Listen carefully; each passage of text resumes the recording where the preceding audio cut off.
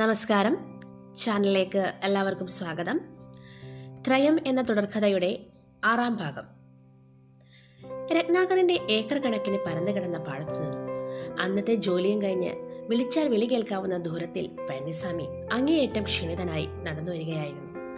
മാരിയമ്മൻ കോവിൽ തിരുവിഴാക്ക് വിൽപ്പനയ്ക്കുള്ള 100 മൺകലങ്ങൾ ഉണ്ടാക്കി അടുക്കി വെച്ച തൃപ്തിയിൽ സന്തോഷത്തോടെ നർമ്മദ നോക്കി നിൽക്കുമ്പോഴാണ് കൺമണി അപ്പ വരുന്നുണ്ടെന്ന് അവളോട് വിളിച്ചു പറഞ്ഞത്. പഴനിസ്വാമി വീട്ടുമുറ്റത്തെ വേലിക്കെട്ടിനോട് ചേർന്ന് നടുവിലുള്ള ചുള്ളിവടികൾ കൊണ്ടു തീർത്ത വാതിൽ പൊക്കി അകത്തേക്ക് കടന്നു.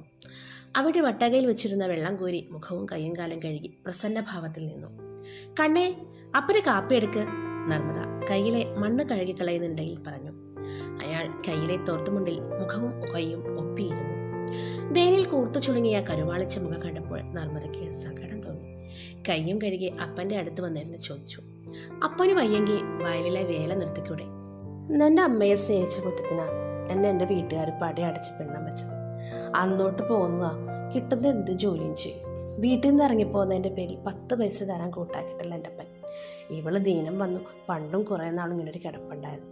ഒരുപാട് കഷ്ടപ്പെട്ട അന്ന് ഞാൻ ഇവളെ എണീപ്പിച്ച് നടത്തിച്ചത്. ഇനിയിപ്പോൾ എന്നെ കൊണ്ട് അതൊന്നും പറ്റുമെന്ന് തോന്നുന്നില്ല. അപൂർവമായി വരുന്ന ഈ അസുഖം നിന്റെ അമ്മയെ എണീപ്പിച്ച് നടത്തുമെന്നും തോന്നുന്നില്ല. അങ്ങനെയല്ലേ ഡോക്ടർ പറഞ്ഞത്? പിന്നെ മൂർച്ഛിക്കാതിരിക്കാൻ മരുന്ന് മുടങ്ങരുത്. ദൈവം നമ്മുടെ തലയിൽ വെച്ച് നോട്ടോടിക്കുന്നത്. അല്ലാതെ എന്ത് പറയാനാ? നീ ഉണ്ടാക്കി അടുക്കി വെച്ചിരിക്കുന്ന ഈ ചട്ടിയും വെട്ടി തിരുവഴയ്ക്ക് മാത്രം ചെലവുണ്ടാവും. പിന്നെ എങ്ങനെയാ നമുക്ക് ജീവിക്കാൻ പറ്റണത്? എല്ലാം നേരാകുപ്പാ, നർമ്മദ അപ്പയെ ആശ്വസിപ്പിച്ചുകൊണ്ട് പറഞ്ഞു. അതുകൊണ്ട് നിന്നെ നന്നായി പഠിപ്പിക്കാനും പറ്റില്ല. മറ്റവർ രണ്ടുപേരും ഇങ്ങനെയെങ്കിലും ഉണ്ട്. നീയോ? പഴനിസ്വാമി വീണ്ടും വിഷമിച്ചു. അപ്പോഴേക്കും കൺമണി കാപ്പിയമ്മ വന്നു. അപ്പനെ കൊടുത്ത് അകത്തേക്ക് പോയി. അകത്തു നിന്നും അമ്മ അപ്പൻ വന്നോ എന്ന് അന്വേഷിക്കുന്നുണ്ടെന്ന് നർമ്മദ കേട്ടു. നർമ്മദ അകത്തേക്ക് ചെന്നിട്ട് അമ്മയോട് അപ്പൻ ഇറക്കാനിരിക്കുന്നുണ്ടെന്ന് പറഞ്ഞു. കാപ്പി ചൂടോട്ട് എടുത്ത് കുടിച്ച് പഴനിസ്വാമി അകത്തേക്ക് വന്ന് ചോദിച്ചു, ഇത്തിരി നേരം ഒന്നിരിട്ടപ്പോഴേക്കും നീ എന്തിനാ സരോ ഇങ്ങനെ വെപ്രാളപ്പെടുന്നത്? നിങ്ങൾക്കും വയ്യാത്തല്ലേ മനുഷ്യ? പണ്ടത്തെ പോലെ പ്രായമാണോ ഇപ്പോഴും? നിന്റെ മരുന്ന് ഇന്നത്തേക്ക് കൂടിയല്ലേ ഉള്ളൂ. ഇന്നത്തെ കൂലി കിട്ടിയില്ല, ഇന്നലത്തെയും കിട്ടാനുണ്ട്. മുതലാളി അവിടെ ഇല്ലെന്ന് ആ മൈനപ്പെണ്ണ് പറഞ്ഞു. നാളെ കിട്ടുമപ്പാ.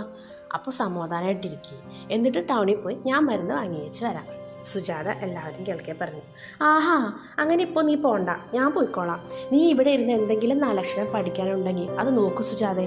സുജാതയെ തടഞ്ഞുകൊണ്ട് നർമ്മദ ആജ്ഞ നൽകി. സുജാതയ്ക്ക് അവളെ അനുസരിക്കാതെ വയ്യല്ലോ. അപ്പനും അമ്മയും കഴിഞ്ഞാൽ പിന്നെ നർമ്മദയുടെ ശിക്ഷണത്തിലാണ് സുജാതയും കൺമണിയും വളർന്നത്. സുജാത അതുകൊണ്ട് കണ്ണുമടച്ച് സമ്മതിച്ചു. വീടിന് വടക്ക് കുറച്ചു നീങ്ങി വലിയൊരു കാലിത്തൊഴുത്തുണ്ട്. അവിടെ പശുക്കളെ നോക്കാനും കുളിപ്പിക്കാനും പാല് കറക്കാനും വേണ്ടി രത്നാകർ 2 ജോലിക്കാരെ നിയോഗിച്ചിരുന്നു. മണിയും വീരനും. 2 പേരും ഒരേ നാട്ടുകാരാണ്. രത്നാകരന്റെ ശിങ്കിടി ഭദ്രൻ മദ്യം ഒഴിച്ചു കൊടുക്കുന്നതിനിടയിൽ 3ാം വിവാഹത്തിന്റെ മുന്നൊരുക്കങ്ങളെക്കുറിച്ച് സംസാരിക്കുകയായിരുന്നു. കൂട്ടത്തിൽ ആർത്തി പിടിച്ചും തലയും ചൊറിഞ്ഞു നിൽക്കുന്ന മണിക്കും വീരനും ഓരോ ഗ്ലാസ് വീതം മദ്യം ഒഴിച്ചു കൊടുത്തു. മുതലാളി, ഈ വീരന് നാട്ടിൽ പോകണം പോലും. മോളുടെ പിറന്നാളാണ്. വീരന് വേണ്ടി മണി പേടിച്ചുകൊണ്ടാണ് ആ ചോദ്യം ചോദിച്ചത്. നിനക്കൊക്കെ ശമ്പളം മുൻകൂട്ടി ചോദിച്ചു വാങ്ങിയിട്ട് പോരാ, പണിയെടുക്കാതെ നാട്ടിൽ പോയി കറങ്ങണല്ലേ? അയ്യോ, ഊരു ചുറ്റാനല്ല മുതലാളി, സത്യമായിട്ടും മോളുടെ പിറന്നാളാ. അങ്ങ് സമ്മതിക്ക്. അവൻ എങ്ങ് എളുപ്പം പോയച്ചും വരും. മദ്യം കൊടുത്ത് മയക്കി ഭദ്രൻ രത്നാകരനെ കയ്യിലെടുത്തു. രത്നാകരന്റെ തലയിൽ മൊത്തം ചെല്ലമ്മൾ പറഞ്ഞ കാര്യം വട്ടമിട്ട് പറക്കുകയാണ്. ഇനിയിപ്പോൾ പെണ്ണിനെ എവിടെ നിന്ന് കിട്ടും? ഇത്രയും പ്രായമായ ഒരാൾക്ക് ആരെങ്കിലും പെണ്ണിനെ കൊടുക്കുമോ? അത് കേട്ടപ്പോൾ രത്നാകരന്റെ മുഖം മ്ലാനമായി. എന്നാലും നമുക്കൊന്ന് തിരക്കാ ഭദ്ര. ചെല്ലമ്മൾ പറഞ്ഞ നല്ല കാലം വരാൻ വേണ്ടി മാത്രമല്ല നിങ്ങൾ കെട്ടാൻ പോണെന്ന് എനിക്കറിയാം.